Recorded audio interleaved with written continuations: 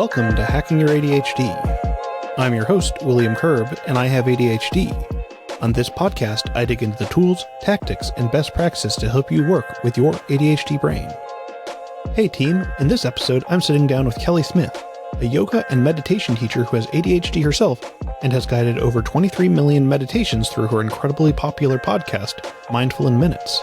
Kelly walks us through why meditation is especially beneficial for ADHD brains, what to realistically expect from starting a meditation practice, and how even just a few minutes a day can sharpen your focus, reduce impulsivity, and make executive functioning just a little less exhausting.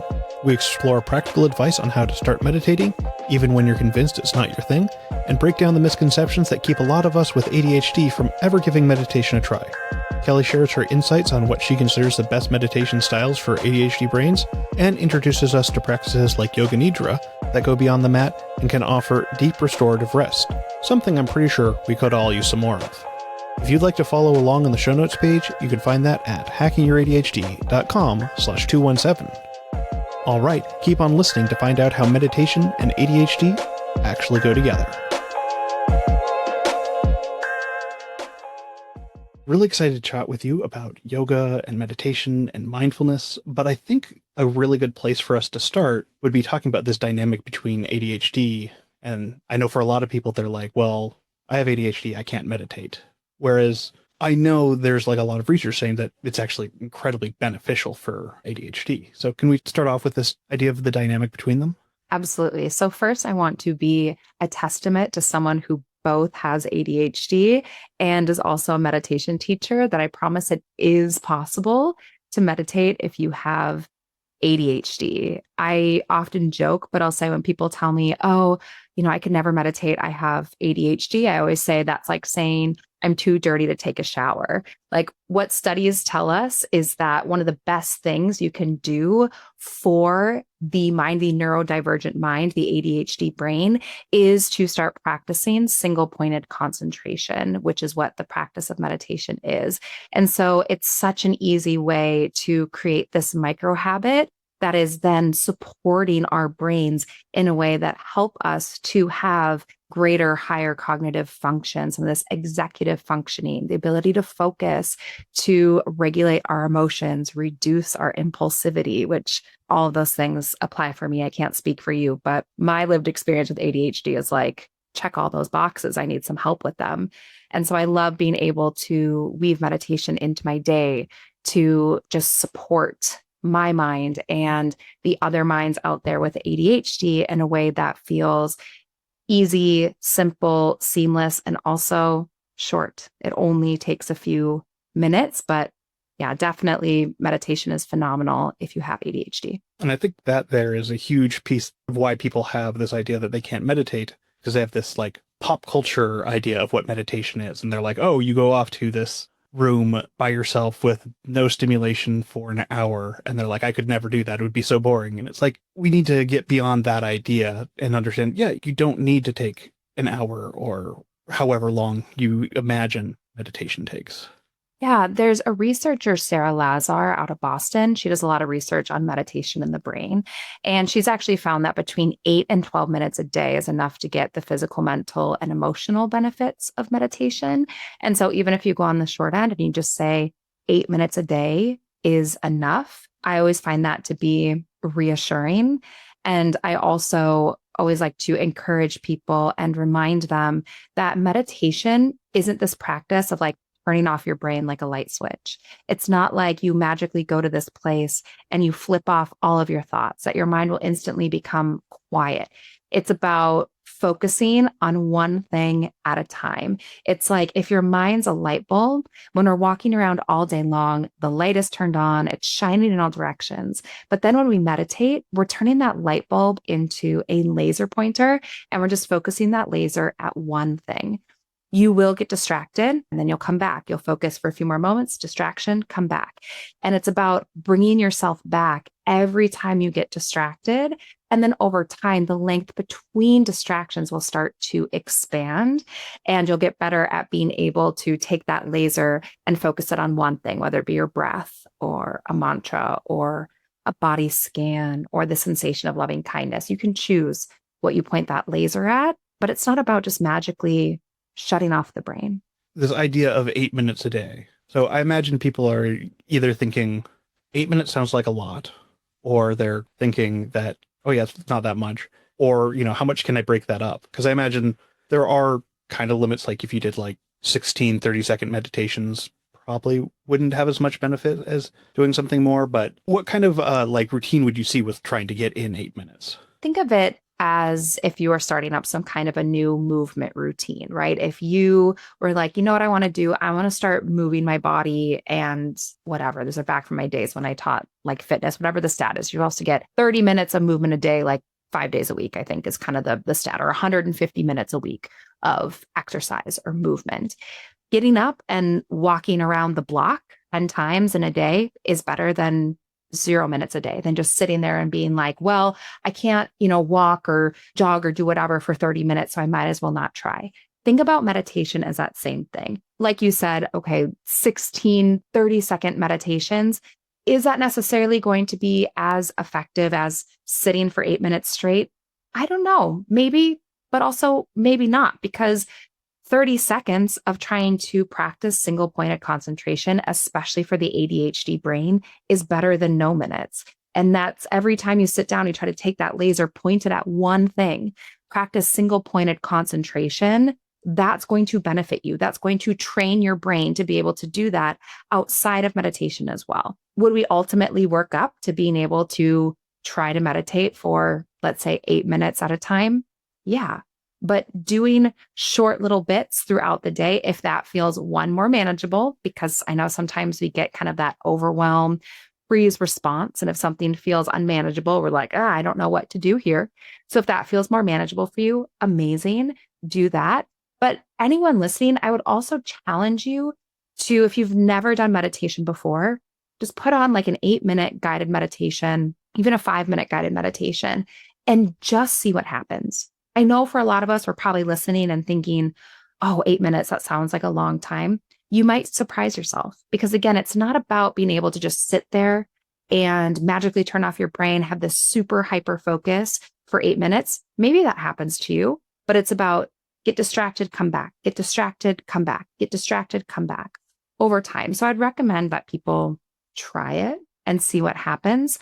Also, I think maybe even 2 5-minute meditations, maybe at the beginning of your day and before you go to bed, could be a great place to start as well. But if you are someone with ADHD, I really recommend also starting with guided meditations, because you don't have to try to figure out, quote, how to do it. You just hit play and listen to the guide walk you through it. It's going to feel so much more manageable. And I think you might be surprised in how quickly those minutes will go past. Yeah, I can definitely see that, particularly guided meditation being a great place to start with, because I know personally I have a lot of trouble getting into things if I don't know what I'm doing. And then the idea of just, okay, you're going to just sit there and have someone tell you exactly how to relax, that sounds fairly manageable. This is also making me think about, there are a lot of different kinds of meditation. So even within like guided meditation, I imagine that like you can hit a number of different things. Can we talk a little bit about different kinds of meditation, what people might look for, and especially where someone with ADHD might want to be looking? Absolutely. So like I said earlier, we're taking that laser pointer, we're pointing it at something, single pointed concentration. What you can point that laser at, there are so many different options. And that in and of itself can feel overwhelming when you're like, well, I don't know. I've heard about Vipassana meditation. Should I do that one? What about loving kindness meditation? Should I do breath work? Should I do a mantra? I don't know what any of those things are. I don't know what I'm doing at all. And it can feel so big and so overwhelming.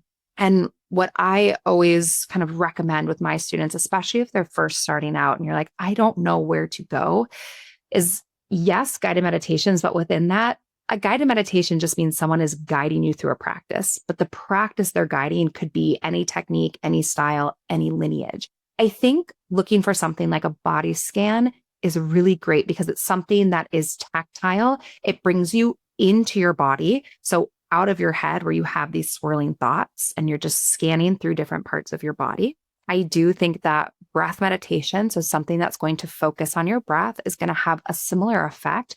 It's also giving you something to do. And often we feel like, oh, I need something to do. It'll kind of engage our brain in a way when we feel like, okay, we're breathing, we're following this breath pattern. It'll give you something to kind of help stick with it. And then something that has kind of this guided imagery, or if it's something called like a journey to self love or visualize your ideal day, something where you're going to be kind of imagining or listening to a little bit of a story can be a great place to start. And then I also love mantra or affirmations when you're first starting, because that's where you're going to have a series of these positive phrases that you will repeat to yourself again and again and again. There's other styles, things like a present moment meditation or like a mindfulness meditation, ones that have a lot of what I call like open space in them, where it's like, okay, sit with your thoughts. And that can feel so difficult at times, especially with minds like ours, where you're like, what do you mean? Just sit there. And then our brains are like the hamster in the wheel, spinning, spinning, spinning, spinning. It's like, give me more to work with than just, okay, begin to breathe and now just sit with your breath for 5 minutes. That can feel really unmanageable. So I love things that maybe move a little bit faster, have more guidance. Again, that's gonna be like a mantra, something that has kind of like an activating breath sequence to it, a body scan, a visualization. I think those are great places to start.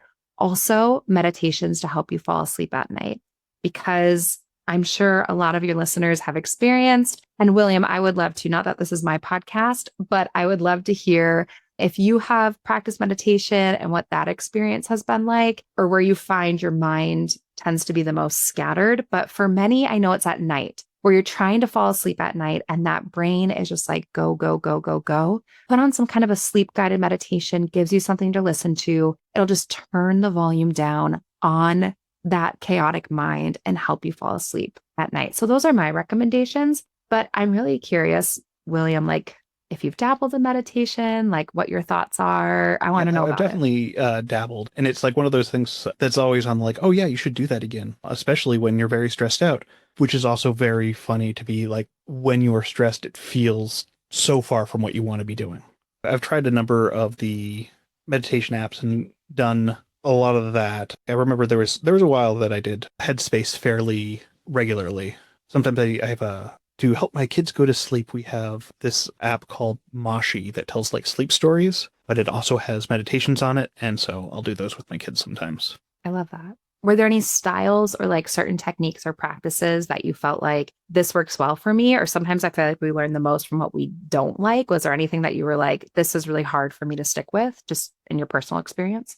Once the ramp up of things where it's like it went from that initial like, oh, this is getting you into things, and like they're like, okay, now we're gonna do like this 20 to 30 minute one, and I'm like, ah, that's really hard for me to now find the time to ramp into that. And so that was probably what really often led to things coming down, just the change in life, and then being like, oh, I'm not forgetting to reintegrate things into my life. But I think like the body scans have always been nice because it really gives you something to really focus in on. Although one of the funny things I find is I've done like group meditations with people, and then they'd, ask you like how things went afterwards.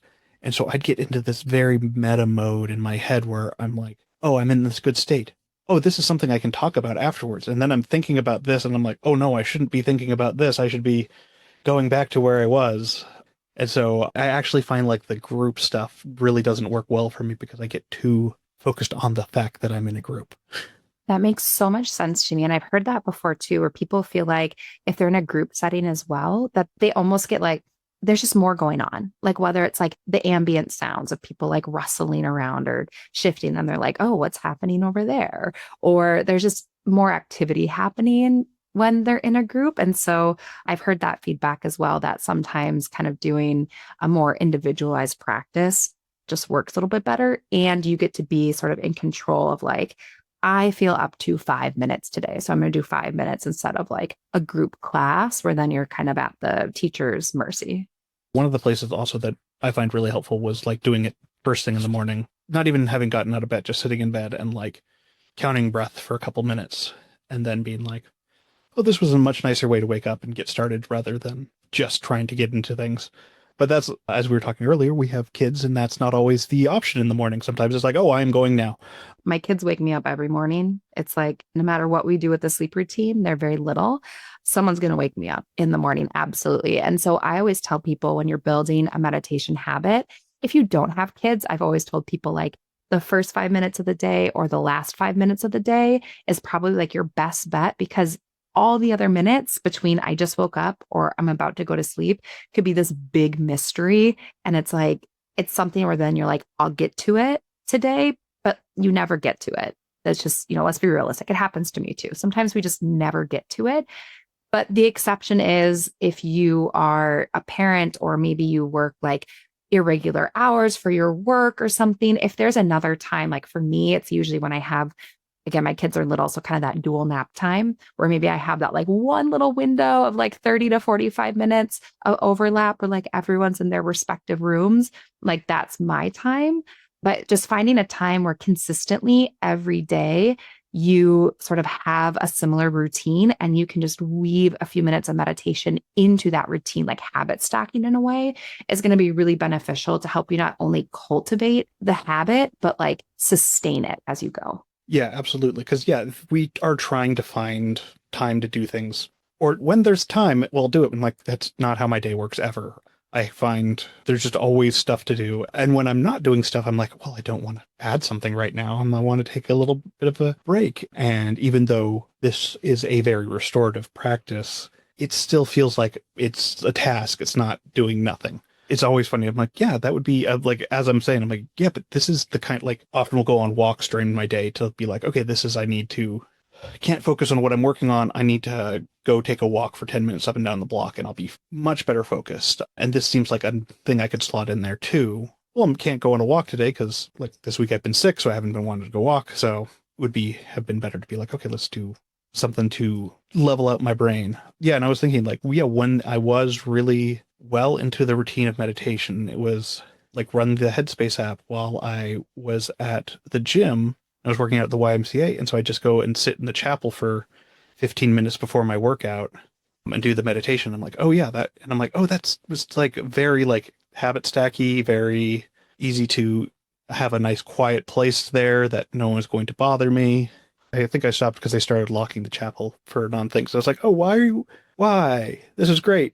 But Oh no, that's such a bummer that they'd lock it. Be like, this is my meditation space. And also so great that there was a space, like a quiet space like that, and a gym at the same time, because something that can be really helpful for some people is to kind of couple, and when I say other people, like I mean other people with ADHD, is to couple movement and meditation together, but often the other way. So moving first, almost like, kind of getting, in my house, we'd say, oh, let's get the wiggles out, right? So like get your body moving, kind of get some of that true kind of like hyperactivity out of your body. And then when the body has moved, is maybe feeling a little bit more fatigued, then doing a few minutes of meditation. I have had other clients and students that are neurodivergent that have found that to be beneficial, where they feel like they can just kind of get into that space a little bit more. So do their movement first and then meditate. But it can be hard in a gym setting because gyms are loud, they're busy, there's just a lot going on, usually a lot of like loud music. But that's something that people like if you're moving at home or going for a walk, maybe walking, and then when you get back, sitting and just noticing if that doesn't kind of help support your ability to focus and to be able to sit in meditation for even a few minutes.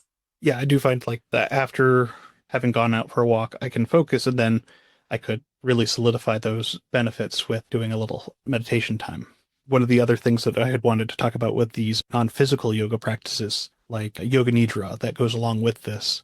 Can you tell me a little bit more about that? Because I've heard about some of it, but I haven't really explored that idea too thoroughly yet. Yeah. So there is, for any of my yogis listening, there's this idea of what's called like the eight limbed path or the eightfold path when it comes to yoga.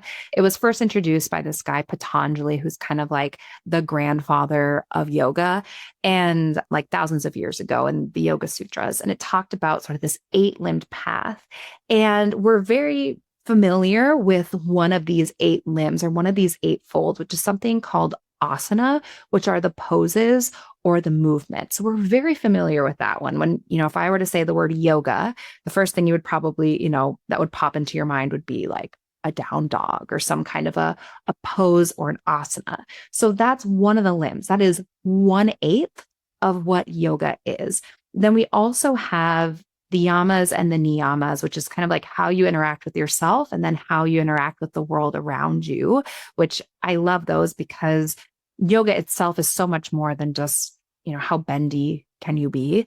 And this is sort of a chronic frustration sometimes I have also being a yoga teacher is that it's like there's so much more than that. Like, are you really practicing yoga if you're really bendy on your mat and then you roll up your mat and you like walk out into the parking lot and you're a jerk to someone out there, or, you road rage someone on the way home from yoga class. But so you have the yamas and the niyamas, which is how you treat yourself and how you treat and interact with the world around you. There's a thing called pranayama, which is breath work. So that's going to be kind of that intentional manipulation of breath in some way. There's many different breath patterns.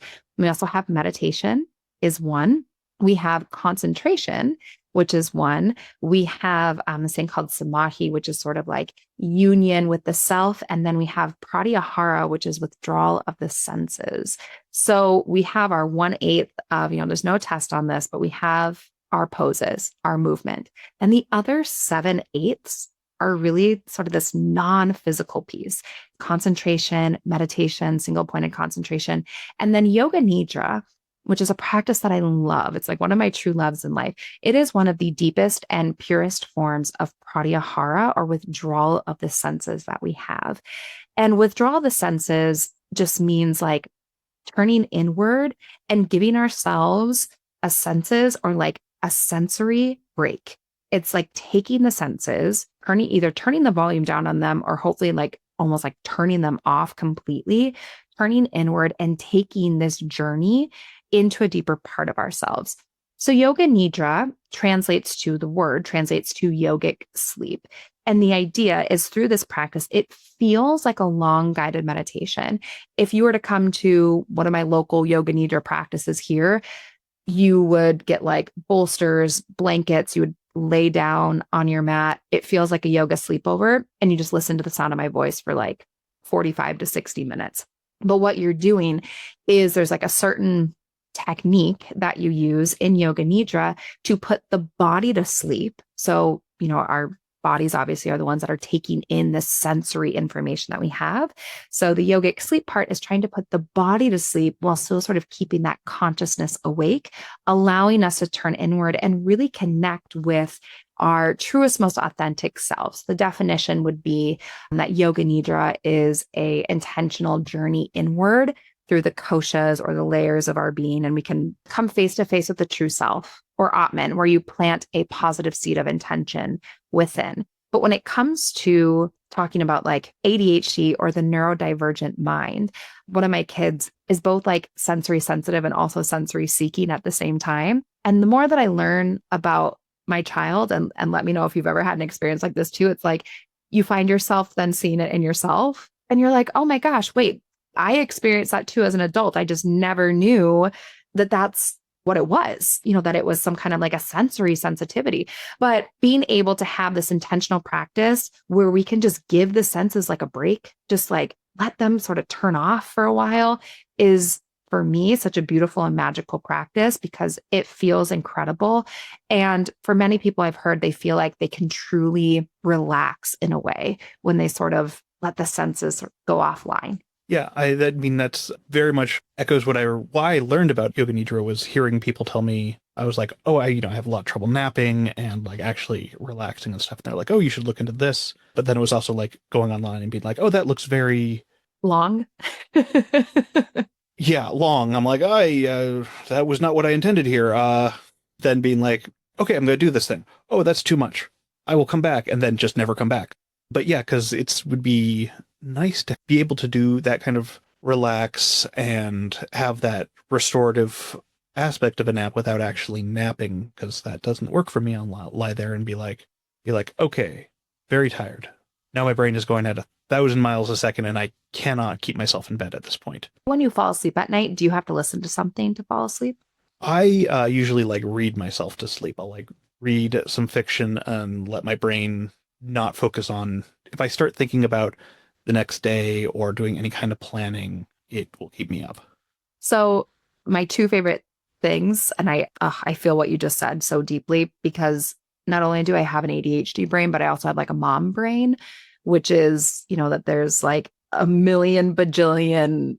If you were to look at my web browser right now, and there's probably like 50 open tabs, like that is what it's like. Also being a mom, or kind of being like the primary parent and having these like 50 tabs constantly open, like keeping things like organized for your kids and, all of that. And my two favorite things to do to fall asleep is either read myself to sleep, usually fiction, or listening to something that is like completely unrelated to, it's not the time I'm going to listen to a podcast where I'm going to necessarily like learn something. It's just like I need something to sort of redirect my brain. And so I've heard from a lot of people that doing yoga nidra at night with the intention to fall asleep can be really helpful. And we sometimes do need those longer practices at night when our brain is really busy.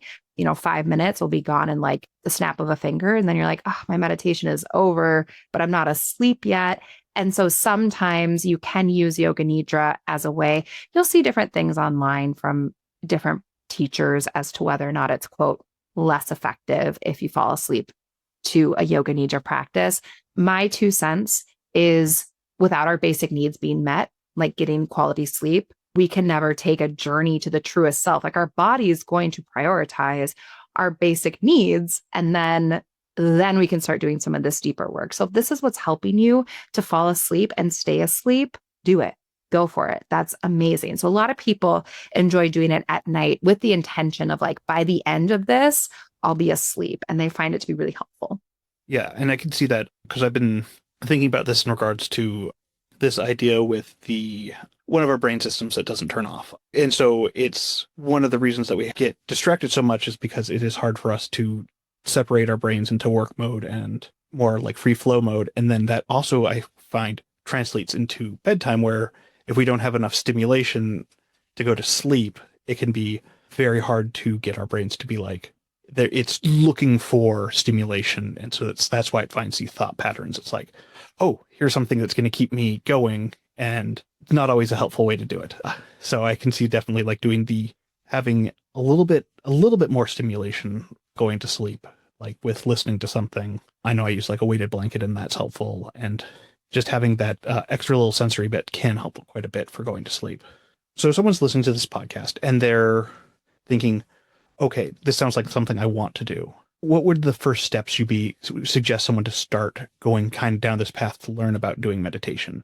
Because I know when I first hear about things on podcasts, I'm like, that sounds great. And then I'll like do a Google search and I'm like, this was a terrible idea. I don't know what to do. Yes. Okay. So these would be my recommendations. Some of my favorite places, one of these recommendations is self-serving, which would be my podcast, Mindful in Minutes, which is only guided meditations. But I say that with a little caveat.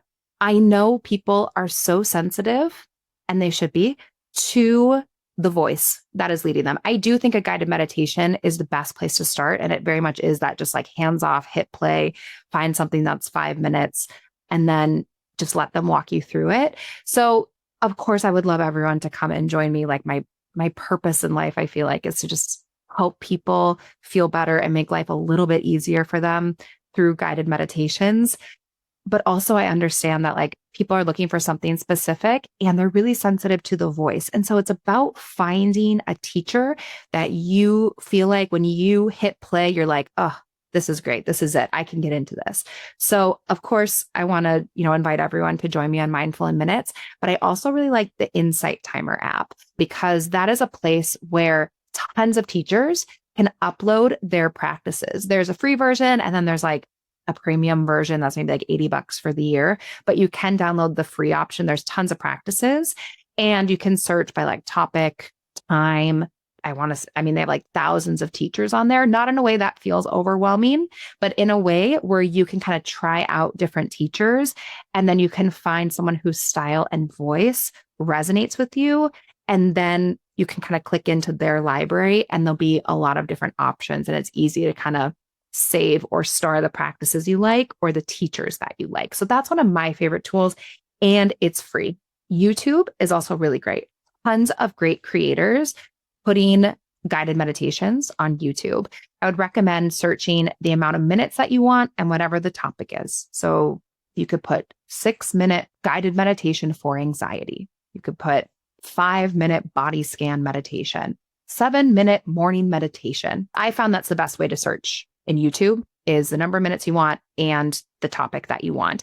And you will get a lot of really great creators that are putting free practices up on YouTube as well. So those are kind of my where to start recommendations. It's low stakes, free, easy to access, and just start. And if you go on Insight Timer, for example, or you click through a YouTube video and you're like, that was okay, or I don't really care for the sound of the voice, there will be more.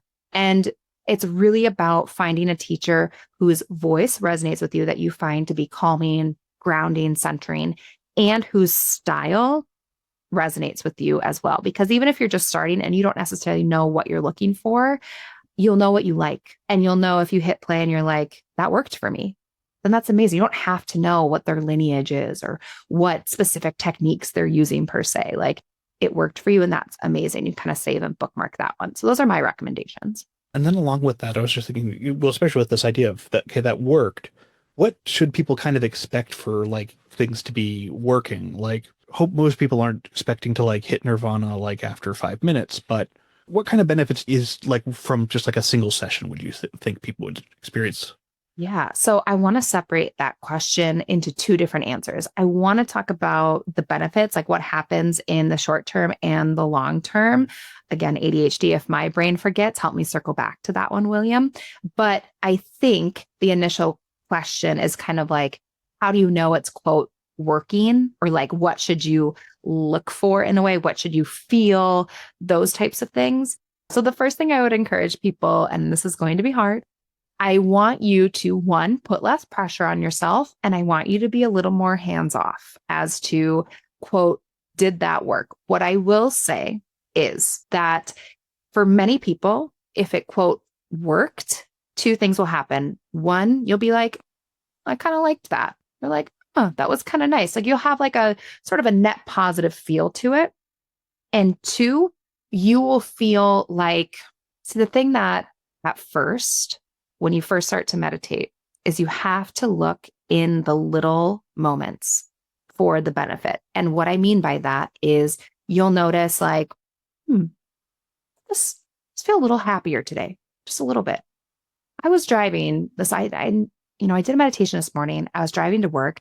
Someone cut me off. Usually that would really make me mad. And I was like, wow, they must be in a rush. Or like, you know what, my kids, because, kids have this ability to like push you to the absolute brink of your sanity. And you're like, you know what? My kids drove me to the edge of insanity and I was just able to tolerate it better.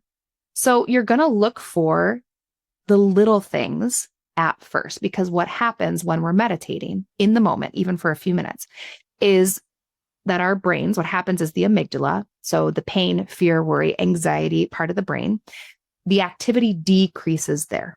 And then the prefrontal cortex, like the part of the brain, like right behind your forehead, which has to do with a lot of like emotion regulation, focus, memory, higher executive functioning, more activity goes there. And specifically in the ADHD brain is that our brain patterns go from more scattered, right? We know when we're taking these brain scans that many people have ADHD, they'll just have kind of more activity, this random sort of like sporadic brain activity. It's going from sort of a less chaotic pattern into a more focused pattern in those key regions. And that's what's happening in the moment, even with just those few minutes. What's going to happen over time? So that's why I say in the beginning, look for the benefit, look for it working in like the little moments, the little things. Over time, what happens is that the amygdala will actually begin to shrink or atrophy. And for so many of us, the amygdala is overactive and enlarged. And that's because when we're in this chronic fight or flight response from anything, our bodies can't distinguish between, oh, I'm out on a hike and a bear just crossed my path, so I'm going to go into fight or flight because this is a potential life-threatening situation, versus flipping on the news and seeing something really distressing. Even though you're not technically in the life or death situation, you're going to have the same response to it. Or I always use the example because this one gives me anxiety.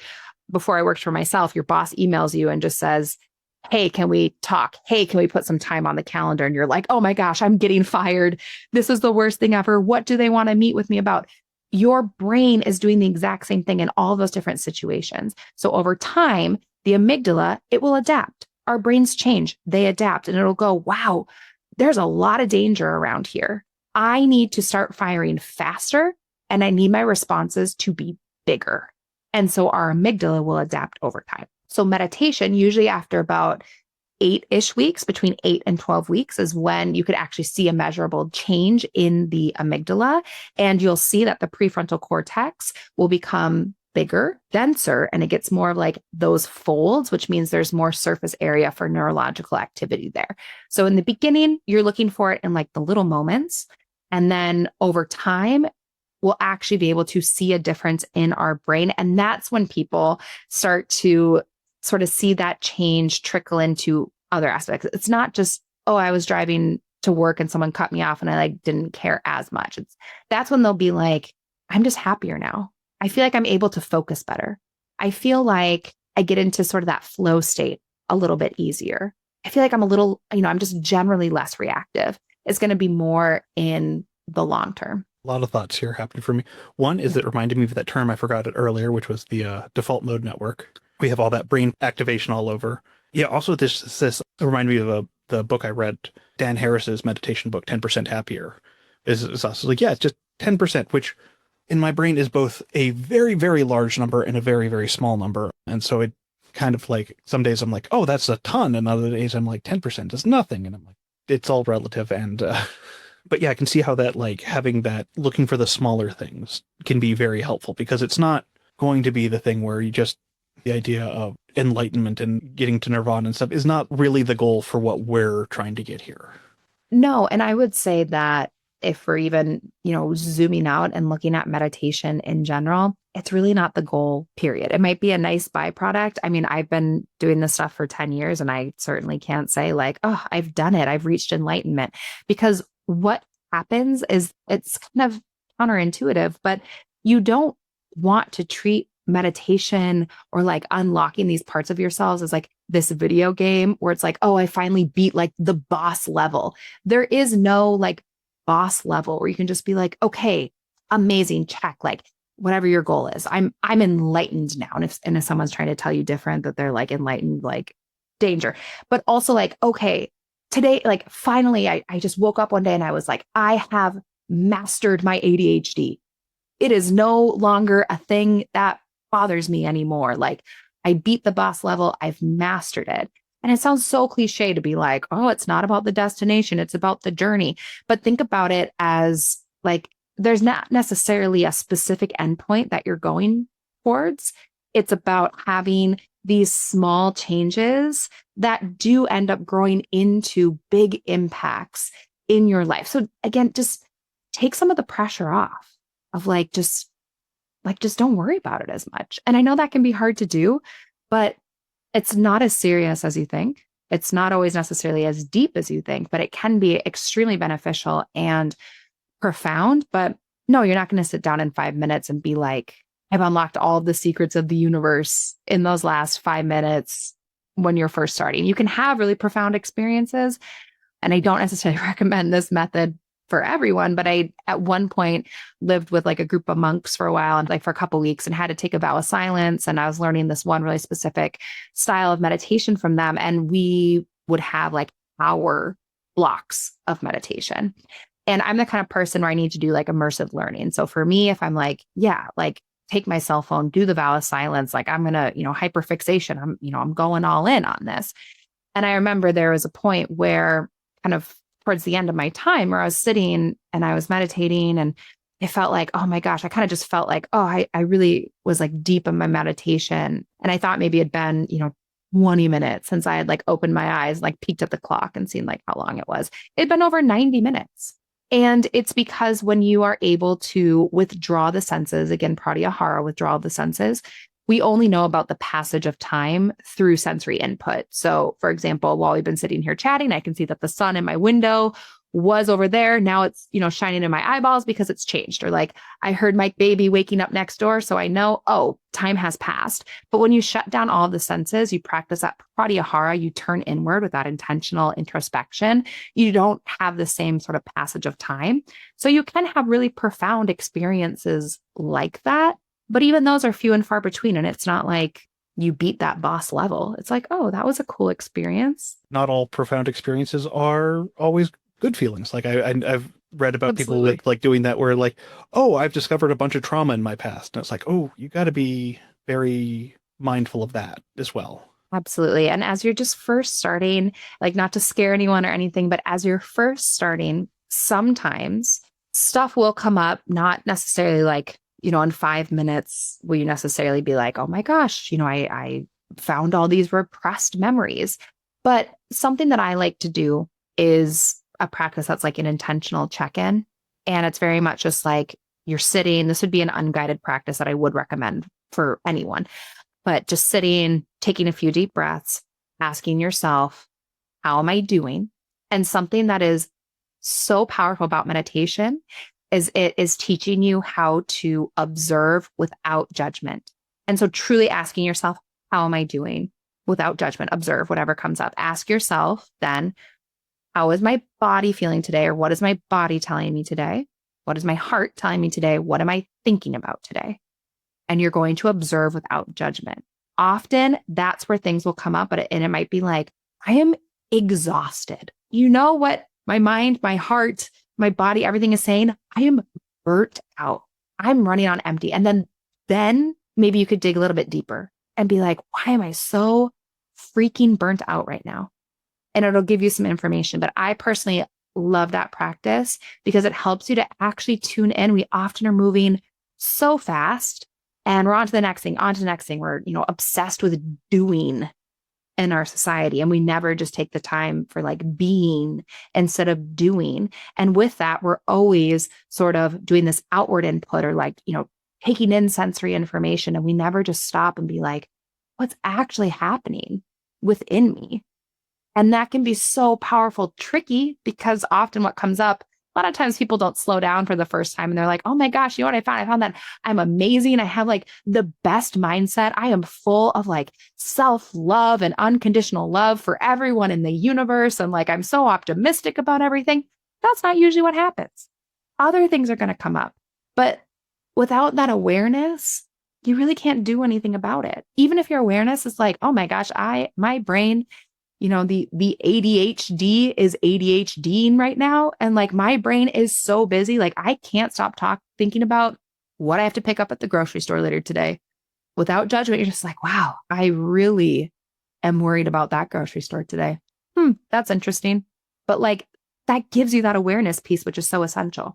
Yeah, it is also fun to then go like, oh, I am really worried about that. Why am I so worried about that? What is like It's driving the thing. that?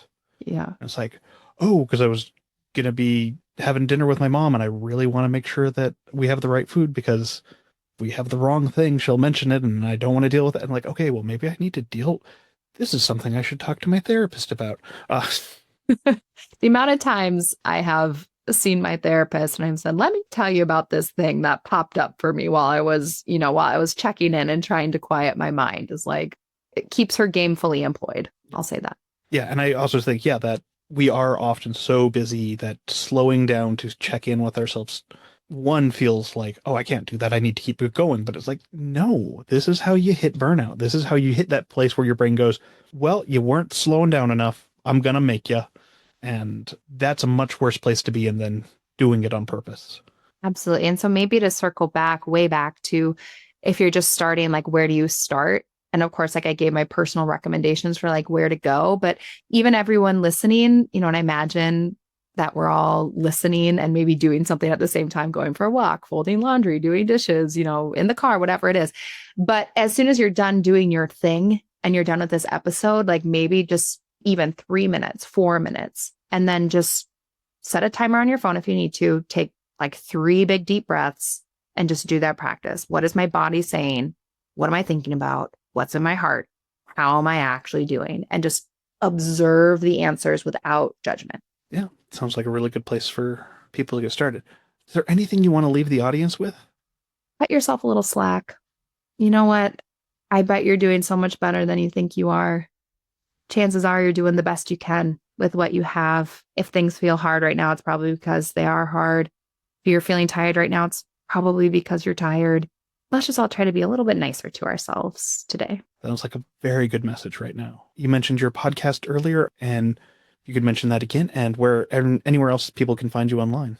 Oh, thank you. Yeah. So if anyone wants to come meditate with me, I would love to have you. My podcast is called Mindful in Minutes. There's over 500 guided meditations over there. Almost all of them are under 20 minutes, many of them as short as 5 to 8 minutes. And then I have a podcast for anyone listening who is pregnant or in the postpartum period of their life. It's called Meditation Mama, and it is only guided meditations for that phase of someone's life. And then just the website, it's yogaforyouonline.com. That's where you can find, just click around there, see if anything speaks to you. But my email is also there. Send me an email if you have questions. You can DM me on Instagram, also Yoga for You Online. I love to chat about this stuff and answer questions. Awesome. Well, thank you for coming on, and I feel like people get a lot out of this. I know you can get so many benefits from just a little bit. Thank you so much for having me. And this chat has been the highlight of my day. Awesome.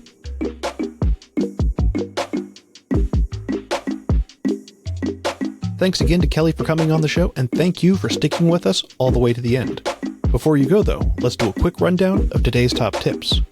1. Start small and aim for just 5 to 8 minutes of meditation daily. Research shows even short practices can significantly benefit the ADHD brain. Choose a simple focus like your breath or a body scan to help direct your wandering mind. 2. Remember, meditation isn't just about silencing thoughts. Accept that distractions will happen, and when you notice them, just gently try to bring your attention back to the practice itself. 3. Try performing regular mindful check-ins during the day by simply pausing, taking a breath, and asking yourself, how am I doing right now? That's it. Thanks for listening. I'd love to hear what you thought of this episode. Feel free to connect with me over at hackingYourADHD.com/contact. If you'd like links or to read this episode's transcript, you can go to the show notes page at hackingYourADHD.com/217. If you'd like even more Hacking Your ADHD, be sure to sign up for my newsletter, Any and All Distractions, which comes out every other week. In it, I give my best distractions of the week, be they what I'm reading, what I'm playing, or what I'm watching. If that sounds like something you're interested in, head over to hackingYourADHD.com/newsletter to sign up. And I also wanted to let you know about the Hacking Your ADHD Patreon that I've been reworking. You can easily find that at hackingYourADHD.com/Patreon. We decided on a pay what you want model, meaning that all levels of the Patreon will receive all the same stuff. You can pay $0 or $2 or $10, and it's all the same. The only real difference coming from the roles that are assigned on the Hacking Your ADHD Discord. Which reminds me that I also wanted to make sure you know about the Hacking Your ADHD Discord, which you get access through from the Patreon, which again is pay what you want. So if you want to come check out either of those, just go to Patreon and get your access for that, and then you can get access to the Discord from there.